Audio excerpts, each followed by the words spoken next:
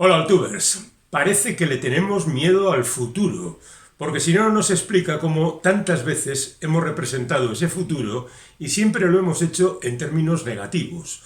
No hay una sociedad futura que sea estupenda y maravillosa donde todo el mundo es feliz, y si la hay, oculta sin duda alguna ciertos elementos cuando menos preocupantes y a veces hasta terroríficos. Terroríficos son muchos de los futuros que los creadores plantean, y eso aparece en prácticamente todos los soportes culturales: cine, libros, cómic y videojuegos, porque lo cierto es que de un tiempo a esta parte se van amontonando los ejemplos de videojuegos ambientados en un futuro más o menos desasosegante. Es el caso de Fallout, y también no solo del videojuego, sino de la serie televisiva que ha nacido a la sombra del videojuego, porque cada vez más también los videojuegos son llevados a la pantalla, a las pantallas, bien las del cine, bien las de la televisión. En cualquier caso, tenemos miedo al futuro y Fallout nos va a meter todavía más miedo, porque es un futuro ciertamente preocupante, un futuro con carencias de todo tipo, un futuro lleno de gente bárbara que mata y trocea los cuerpos con una insensatez verdaderamente furibunda, y la verdad es que no es agradable vivir en ese futuro. Pero en cualquier caso, hoy, además de hablar de Fallout, hablaremos de otros futuros planteados anteriormente que, por cierto, tienen bastante que ver con esta, porque esta no es una serie absolutamente original. Bebe de otras fuentes y de otras historias que surgieron antes que ella y que de alguna manera han ido poniendo los cimientos de lo que se cuenta aquí. ¿Qué es lo que habla? ¿De qué habla Fallout? Pues habla de un mundo futuro, empezando por nuestro pasado. Aproximadamente un mundo ambientado en los años 50, principios de los 60, aquel momento de la Guerra Fría en la que parecía que en cualquier momento podían caer las bombas, por ejemplo, en octubre del 62, cuando la crisis de los misiles, y parte del hecho de que las bombas por fin estallan. Y después hay un salto hacia el futuro de 219 años, donde nos encontramos con los supervivientes metidos en lugares subterráneos, en unidades donde han desarrollado, por una parte, una forma de supervivencia y por otra también una ilusión de que siguen en la superficie, pues a través de proyecciones que hacen que uno piense que está en una terraza o en un jardín y en realidad está en un pozo subterráneo. Bueno, esa gente evidentemente no se va a pasar ahí todo el tiempo de la serie, sino que va a salir al exterior. No voy a entrar en detalles acerca de cuáles son las circunstancias que llevan a los protagonistas a vivir las vidas que les corresponden, pero sí diré que hay una batalla, que una protagonista sale del refugio y va buscando a su padre, que ha sido secuestrado por una banda de saqueadores. Bueno, ella es una de las protagonistas. Es una mujer de veintitantos años que ha vivido pues una vida suficientemente protegida y que aparentemente no está preparada para esa lucha. Bueno, pues ella tendrá que enfrentarse a peligros sin cuento y a malvados sin fin.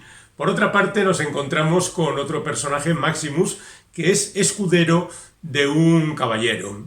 Los caballeros son humanos que viven, por decirlo de alguna manera, dentro de armaduras de unos 3 metros aproximadamente, una especie de mechas que, bueno, pues están empeñados en pelearse con el mundo.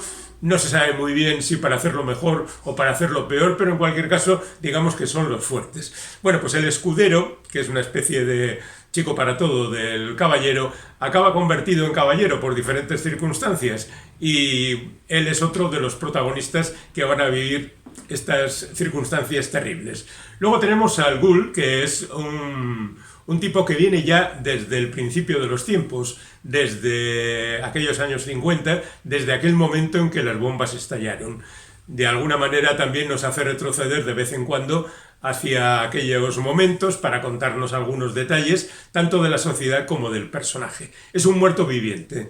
Es básicamente un individuo que ha muerto y ha resucitado, que tiene un aspecto cadavérico y tiene también el aspecto de un cowboy, lo cual nos lleva a ese territorio del western posapocalíptico, porque parece que siempre, bueno, siempre no, en la mayor parte de los casos, el futuro va a ser como el oeste, pero bueno, con más dificultades.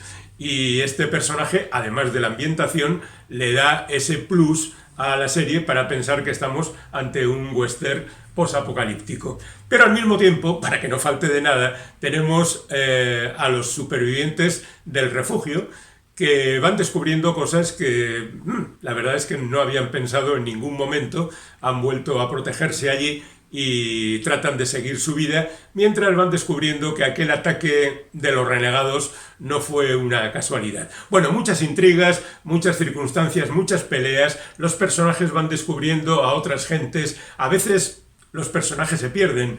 Por ejemplo, en el capítulo 4 no aparece el caballero Titus y su escudero, pues porque la distribución de las historias no habrá querido que aparezcan allí. Pero bueno, en cualquier caso, no está mal planteada el avance de las historias y nos van contando todas esas cosas y los encuentros con otros personajes, con otras mini sociedades, con otros individuos que tienen una importancia decisiva en las vidas de nuestros protagonistas principales, que generalmente están bien llevados. Yo diría que la velocidad de crucero de la serie es correcta y que nos va presentando situaciones de gran peligro para inmediatamente sacar a los protagonistas de ella, pero no esperábamos otra cosa. Bueno, decíamos que esta es una historia que bebe de múltiples historias anteriores y vamos a comentar algunas de ellas. Seguramente la primera visión que te viene, por lo menos a los de mi edad, es Mad Max y el guerrero de la carretera. Quiero decir que Salvaje de Autopista, la primera Mad Max, no era un mundo post-apocalíptico western, sino que era un preapocalíptico policíaco. Mientras que El guerrero de la carretera y es ese mundo complicado donde falta la gasolina, donde falta de todo y desde luego el agua, y tiene que enfrentarse el protagonista pues con gentes que han vuelto a la barbarie y que matan a sus semejantes con total tranquilidad. Bueno, después de eso vendría, por supuesto, Más allá de la cúpula del trueno, muchos años más tarde vendría Furia en la carretera y ahora estamos esperando esa Furiosa que en algún momento caerá sobre nosotros. Bueno, en cualquier caso, sí, puede haber ahí un precedente, pero yo diría que el precedente más antiguo es sin duda alguna un relato, una novela corta de Harlan Ellison titulada Un muchacho y su perro. Explico las circunstancias. Según parece hay un cuento previo que yo no conozco, donde se presenta a los personajes. Por una parte, un adolescente de 15 años, Vic, y por otra, un perro que se llama Blood y que es telépata, mira tú, y que viven en un mundo justamente llevado a la destrucción por las potencias nucleares que han acabado con la vida en gran parte de su territorio. También hay una vida subterránea por parte de algunos privilegiados y la verdad es que es una historia que ahora mismo igual no sería publicada porque tiene algunos elementos cuando menos discutibles según la corrección política de hoy. No entraré en detalles por si queréis leer el relato. Bueno, ya digo que es una novela breve, independientemente de ese otro relato que dicen que existe. La continuación de esto tuvo lugar en una película, bueno, este cuento de Harlan Ellison se publicó en el 69, es decir, todavía bajo la sombra de las bombas. En el 75 se hizo una película dirigida por un actor, L.Q. Jones, que era uno de los favoritos de Sam Peckinpah, uno de esos secundarios de western, que quizá agudizó todavía más el estilo del western porque él venía de hacer westerns con Peckinpah y con otros directores.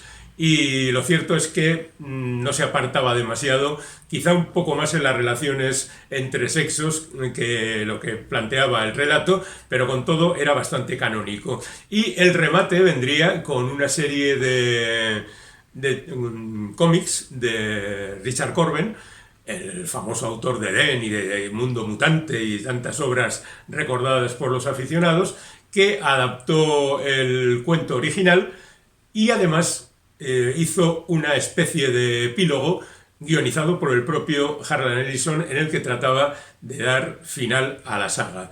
Es verdad que ha habido mucha gente que ha querido de alguna manera imitarle, hacer lo mismo e incluso continuar con la serie, pero digamos que eso es lo básico en la historia de Un muchacho y su perro, primera opción para entender los antecedentes de Fallout.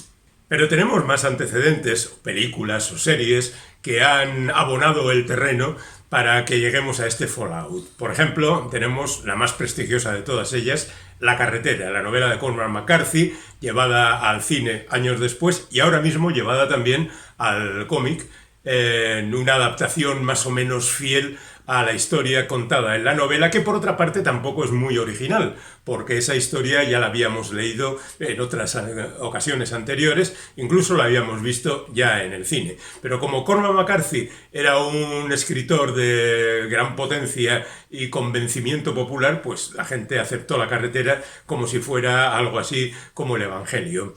Además de eso, tenemos casos como Soy leyenda, que no es propiamente una película, bueno, está basada en la novela de Richard Matheson, que no es una película que ocurra en lugares más o menos western, sino que ocurre en la ciudad, pero donde toda la población ha desaparecido y hay unos seres mitad vampiros, mitad zombies, que pululan por ahí y que no salen a la luz del día. Luego podríamos sumar también esas cosas de la Noche de los Muertos Vivientes y demás, que en una situación más o menos posapocalíptica nos presenta a los supervivientes como zombies. Pero bueno, de eso es tan largo el tema que preferimos saltar y pasar a otra película que encaja muy bien con este espíritu, como es El libro de Eli, protagonizada por Denzel Washington, que habla también de un mundo destruido y donde un misterioso forastero camina por ahí. En ese sentido, quizá deberíamos recordar también un cómic famoso, Hombre, donde el protagonista, que es conocido solo como tal, como Hombre, vive a veces en el campo y a veces en las ciudades aventuras con gentes que quieren, como mínimo, aprovecharse de él.